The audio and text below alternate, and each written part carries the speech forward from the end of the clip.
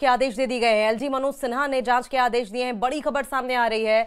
Nowgam blast मामले में अब जांच के आदेश दिए गए हैं। एलजी मनोज सिन्हा की ओर से अब इस मामले में इन्वेस्टिगेशन की बात कही जा रही है। आपको बताएं कि जिस तरीके से ब्लास्ट हुआ था उसके बाद इसमें कई लोगों की मौत हो गई है और इस ब्लास्ट की सीरियसनेस को देखते हुए अब खुद एलजी मनोज सिन्हा की ओर से जांच के आदेश जारी किए गए हैं। एलजी मनोज सिन्हा ने जांच के आदेश दिए हैं। नौगाम थाने में धमाके की जांच के आदेश एलजी मनोज सिन्हा की ओर से दिए गए हैं और अब जांच हाई लेवल पर इस पर होगी। नौगाम थाने में ब्लास्ट के बाद ये बड़ी अपडेट आ रही है।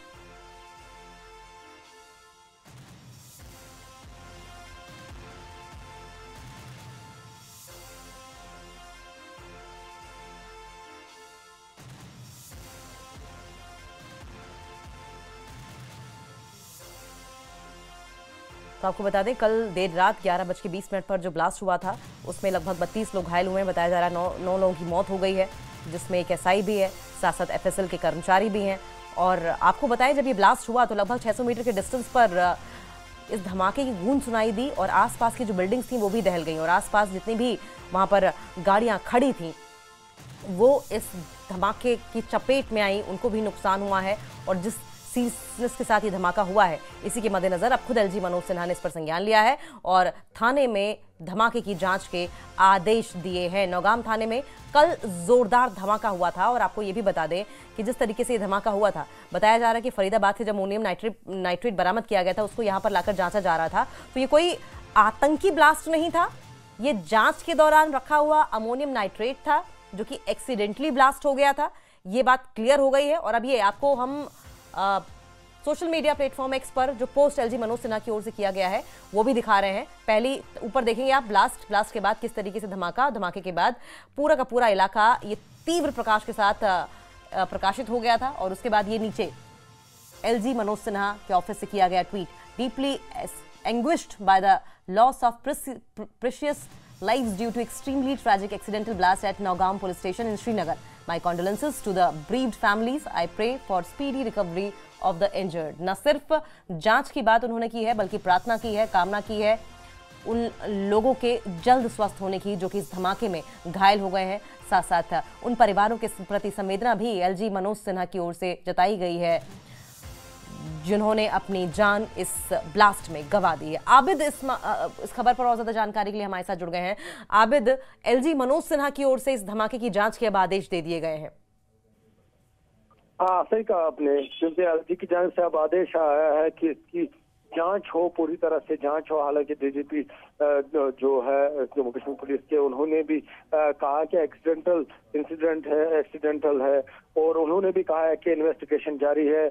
और इसके अलावा जो एमएचए ऑफिशियल्स हैं उन्होंने भी जानकारी दी है। तो अब जो एलजी मनोज सिन्हा की जानिब से भी ऑर्डर आया है कि इसकी पूरी तरह से जांच होनी चाहिए, क्योंकि यहाँ पर भी जो लोग अभी है जिनके रिलेटिव्स आपने देखा कुछ देर पहले वो आए थे और वो भी जस्टिस का मुतालबा कर रहे थे, वो भी चाहते हैं कि इसकी पूरी तरह से जांच हो। और अब एलजी मनोज सिन्हा ने जब ऑर्डर दिया है कि इसकी पूरी तरह से जांच हो तो ये यकीनी है, क्योंकि इससे पहले भी इन्वेस्टिगेशन हो रही थी।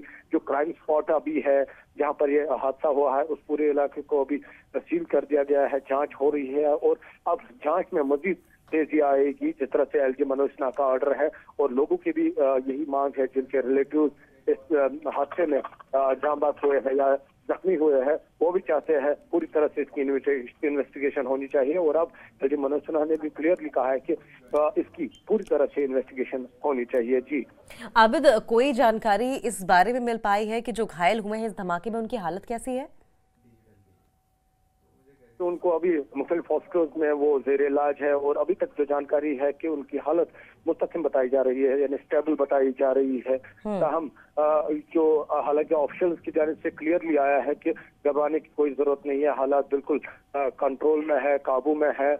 और उनका यही कहना है कि जो जख्मी है उनकी देखभाल हो रही है, उनकी पूरी तरह से जो है इलाज हो रहा है। हालांकि अब क्योंकि अब सबको हर कोई यही कह रहा है कि जांच होनी चाहिए, एलजी मनोज सिन्हा ने भी अब ऑर्डर दिया है। तो इससे पहले भी हालात यहाँ पे कंट्रोल थे, जो पूरा क्राइम स्पॉट है उसे सील किया गया है, वहाँ पर भी पूरी तरह से इन्वेस्टिगेशन हो रही है। ठीक है आबिद, बहुत बहुत शुक्रिया आपका, आप नजर बनाए रखें, आगे भी इस पर आपसे अपडेट लेते रहेंगे।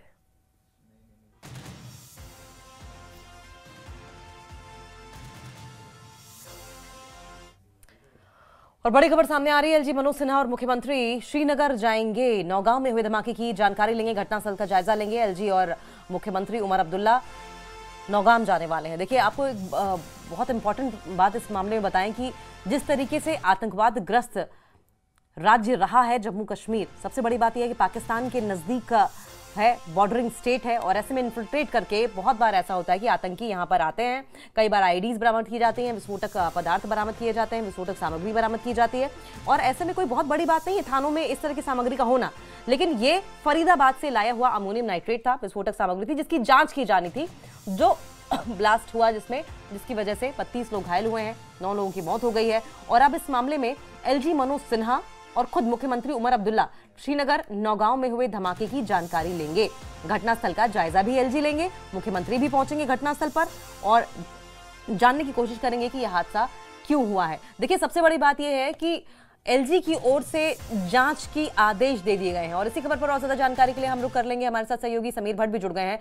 समीर, कॉज ऑफ एक्सप्लोजन क्या रहा, इसको देखते हुए एक तरफ एलजी ने जांच के आदेश दिए हैं, लेकिन जानकारी यह भी मिल रही है कि मुख्यमंत्री उमर अब्दुल्ला खुद भी और एलजी मनोज सिन्हा खुद भी घटनास्थल का जायजा लेने पहुंचेंगे। बिल्कुल आपने सही कहा अंकिता। और देखिए, जो हादसा हुआ है, बड़ा हादसा हुआ है, कई कैजुअलिटीज हुई हैं, कई लोगों के जख्मी हुए हैं और केंद्रीय सरकार भी इस पर बहुत गहरी नज़र रखे हुए है। लेकिन अगर हम जम्मू कश्मीर प्रशासन की बात करें तो एलजी एडमिनिस्ट्रेशन और चीफ मिनिस्टर ऑफिस पूरा कल शाम से ही, देर रात से ही, जब से ये घटना हुई है तब से पूरा नज़र बनाए हुए है। और एलजी मनोज सिन्हा थोड़ी देर के बाद तकरीबन 12:15 को यहाँ से निकलेंगे राजभवन से और 12:30 को उनकी फ़्लाइट है।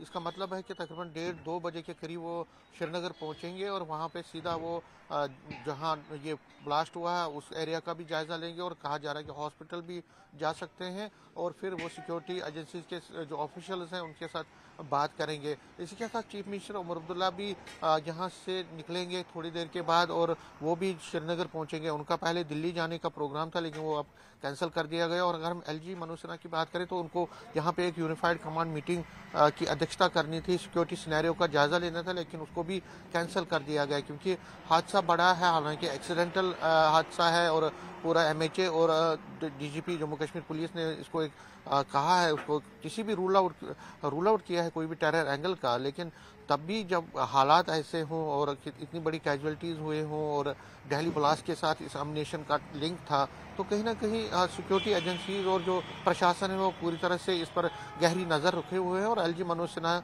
ने जो ऑर्डर दिया है, पूरे जांच के ऑर्डर दिए हैं, वो भी इसी की एक कड़ी है कि सरकार जो है पूरी तरह से इसका जांच करना चाहती है और पूरा तथ्य किस तरह से ये हुआ है, क्या क्या चीज़ें हुई हैं, पूरे चीज़ों को खंगाला जाएगा और उसके बाद प्रशासन की तरफ से एक सूचना दी जाएगी, एक इस पर स्टेटमेंट जारी किया जाएगा। लेकिन एलजी मनोज सिन्हा, अब जिस तरह मैंने कहा कि वो जम्मू में थे, थोड़ी देर के बाद वो निकलेंगे यहाँ जम्मू के राजभवन से।